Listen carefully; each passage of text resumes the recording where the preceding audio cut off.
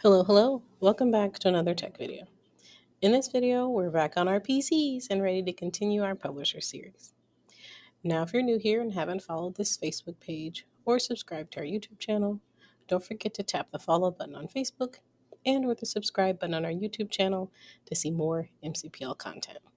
We bring you interesting tech videos every Wednesday and Friday at 1. And if you couldn't join us for the first 4 videos in the series, please check those out in our Microsoft products playlist on our MCPL Mo YouTube channel. Events 5 through 8 will be a continuation of the skills that we started in videos 1 through 4. To keep up with the progression of our project and the skills demonstrated in each, tune in with me for each part. I'd love to see any projects you create with Publisher after watching and following along. So let's pick up where we last left off. In part 5, we started our newsletter template. Using different page parts, we were able to piece together a pretty decent layout on page 1. So now let's look at page 2 for today and then start our customization. Remember, this is our template for a newsletter we plan to send out a few times a year. Setting the bones for it up front saves us some time in the long run. So right now, page 2 is different guides than page 1. Guides that I promptly ignored with the help of page parts, and that's okay. Because sometimes you'll start with a plan and then Publisher gives you a helping hand. It's kind of like with Target. You don't go in knowing what you're going to get. You let Target tell you. So we let Publisher tell us. Same thing. No harm, no foul. So previously I designated page 2 to be a collection of reminders for the family so that they have a list of important dates and details to remember. Now, I don't expect that this page will have a lot of pizzazz because I don't want to distract from the information. So let's set it up. Back in the ribbon, we're still in the building blocks section of the Insert tab. So let's go there. And there's a page part here called Pull Quote. It looks like it'll be helpful for popping out some information that needs to be highlighted or noticed.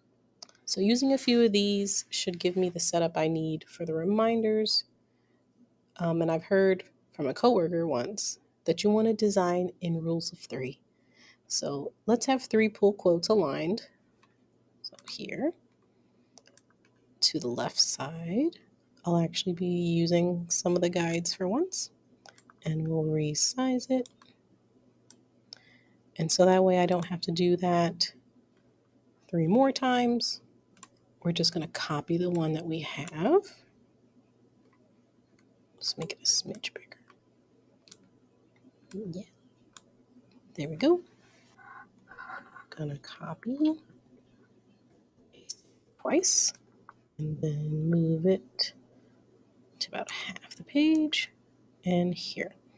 And since I have 3 of them and yes, I have guides, but I'm also very terrible at lining things up, we're gonna highlight all 3 of these, and in shape format, we're gonna go to the arrange section in the ribbon, click align, and hope and pray and cross our fingers that it will distribute things vertically correctly, and then also align them to the left. There we go. So they may not stay here depending on what else I add, but if I want to move them all together and keep them aligned, I want to highlight them again. And then this time, let's group them so that way they stay together as one piece. I can still edit the text individually, but if I need to move them, they'll move together. Now, with those out of the way, I also need a list of who's volunteered or assigned to bring certain dishes, plates, utensils, and the like to the next family gathering. We'll clean it up a little bit later, and by that I mean probably completely change it so it's unrecognizable from what it looks like now, but hey, we started off on the right foot. And I will try to control myself this time and do it the way that's in the template. Now, anyway, I think the best way to highlight this information would be to either A, insert a table, have the name in a row and then the item in a row, or B, find a building block that looks good for organizing some of this information, or C, create something from scratch that suits my needs. Now, since we're using Publisher and want to get this done quickly, doing it from scratch will be our last resort. So to make the info pop, let's go back to insert, page parts, and let's add in a story option. There's sidebars here. What's this one look like? Oh, it's got little curly Q looking things. I'm not crazy about that. What's another one? Let's go down to, so that's sidebars. Here's one without it. There we go. Got a pretty nice shape here. And we're going to line it up with those two and then stretch it out a little bit, but I don't want it to go past that third one. There we go. So here I can put what I need, who this information's for, what they're bringing, and then maybe some pictures of food there in those small images. So this not only lets us add some blocked off information for this info, but it looks like I can also add a shape because it looks familiar. I think there's a shape. Is it this one? The plaque? That looks kind of familiar, so I can add a little bit of embellishment there just to give it some balance. And then I want to line that up with the thing on the right. So this shape looks like it'll help provide some of the balance on both parts of the page.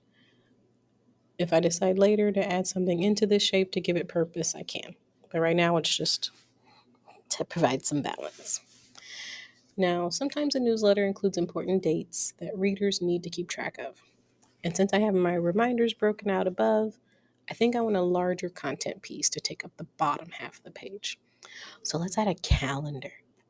Now, instead of going to page parts, you're still going to go to insert, but instead of going here, you're going to go to the calendar option. You can look at what's listed for this month or next month, but if you want to see more, you'll obviously go to more calendars.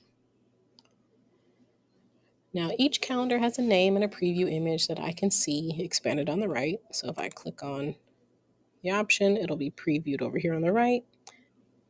I can choose the month and year before inserting the calendar from here as well.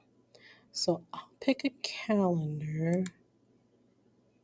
maybe that one, or Echo looks kind of cute. Cross lines, perforation, simple divider, refined, straighted. Yeah, I think I like borders. It gives it like a sectioned off idea. So I'll have the entire month view calendar that I can pop onto the lower portion of my page. So for the dates that I need, I can type the information directly onto that box. So this would be for August. We're going to insert and adjust it to where it needs to fit on the page. For the dates I need, I can type information directly onto that text box and change the color of the dates so that they stand out. Now, with this being a template, this may be one of the spots where I probably do have to update the information each time that I'm preparing the document with a little bit more detail. But compared to everything else I'd have to update, if this takes the most legwork, perfectly fine. Now, since its layout is built and grouped for me, I can easily change the text around and the dates if necessary. So if I need to remove all of the dates here, just highlight them, delete, the format's still going to be there. And I can just pick whichever date's the first and go from there. Now, okay, I think it's looking pretty good so far. So we have page 1, and then we have page 2. It's looking pretty cohesive. Now, since most of this will be covered up, the background will technically be complementary, but I still want to kind of add something unique. So let's insert a background, and I probably want the same background on both pages. So what we're going to do is only a smidge complicated and probably excessive, but it's what I want to do. We're going to switch to a 2-page spread in the View tab, but huge disclaimer before we do this. Typically, when you hear 2-page spread, you assume that it'll bring your 2-page document into a side-by-side view, kind of like it does in Microsoft Word. In Publisher, no. A few things need to be true before you can use a 2-page spread in the way that it's literally not indicated or obvious here. Now it says that if I try right now to do a 2-page spread in this document, nothing will happen. And you're like, it's 2 pages. Why is nothing happening? So here's why. Like it says here in the tooltip, a 2-page spread is a printing convention for pages in a bound or folded project like a book or a newsletter or a greeting card. Now, often these pages are mirrors of one another, but not always. So, like, yes, we're technically creating a newsletter, but it's 2 pages front and back. So, it's technically not a spread. It's technically just 1 page split up. So, yes, each side will have content on it, but to publisher, these sides are not meant to be viewed at the same time. And since I want this regardless of the rules, I have to do a little bit of gymnastics to make it happen. It's just for now, just so that way we can see if our document's cohesive. Now, since a publication must have at least 3 pages to see any effects of the 2-page spread, I'll insert a blank page. Here we go. Now, what will happen is that pages 2 and the new page 3 will be in the 2-page spread. So you're like, yeah, I did it. So technically, page 1 would be considered the cover. Now, I got my 2-page spread, but it's literally in the wrong order.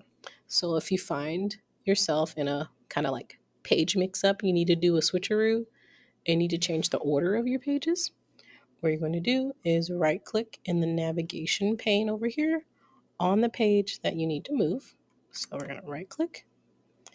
And in the dialog window, we're going to choose Move.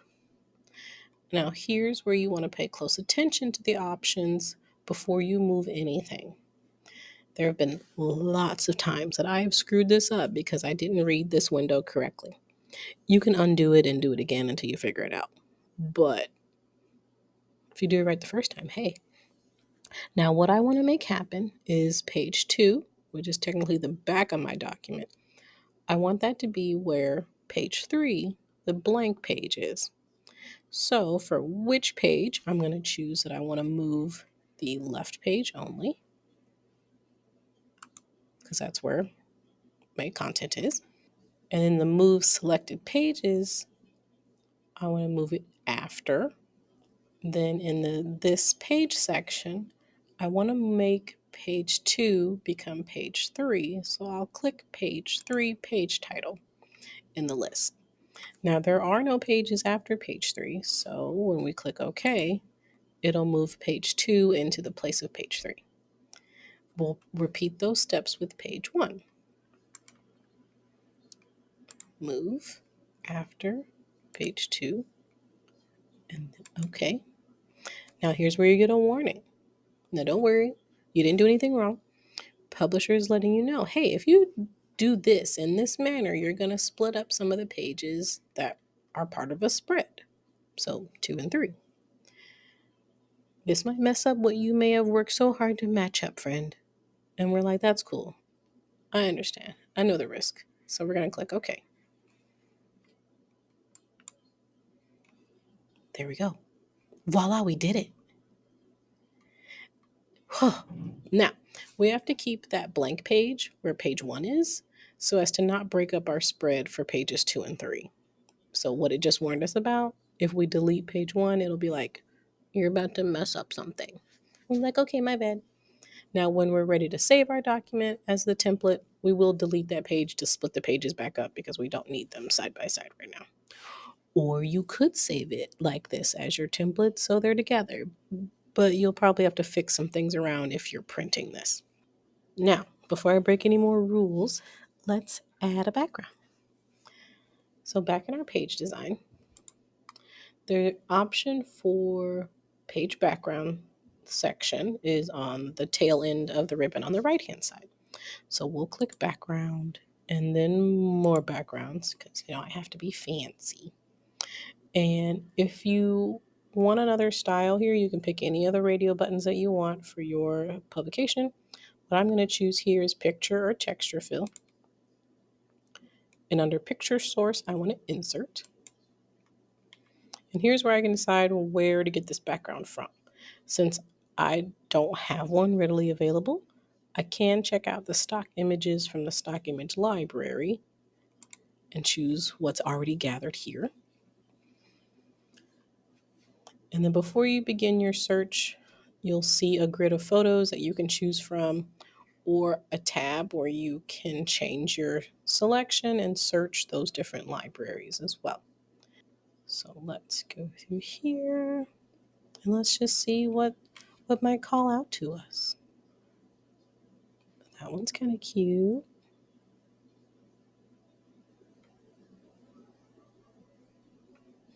Let's try this one. So click on the one you want and you'll click the insert button. Now you do not get a preview of the image after you choose insert. So changing some of these options under transparency may be a little difficult because you can't see what changes these effects are making. So I don't want the background to be very vibrant anyway, so I'm going to set my transparency up a little bit higher. Maybe like 50, 40. Yeah, let's try 49. All right, and then we'll click OK. And there we go. Now, if we didn't do a 2-page spread when we were setting the background, we would have to complete those background steps twice for each page because you can have a different background on each page. But since we're technically looking at a spread and want to do one page, do it all at once, here it is. So that's enough for the day. Let's go ahead and delete page 1 so we can split these two back up because it looks beautiful. We're doing wonderful, friends. I love it. Delete page 1 by right-clicking on it, choosing delete. Here's where we get that warning that you're about to split up a 2-page spread. We're going to say, okay, that's fine. I know what I'm doing. And now you have your page 1 back and your page 2. Let's go ahead and go to File, Save As, Browse. We have our name here already, but make sure you save it as your template.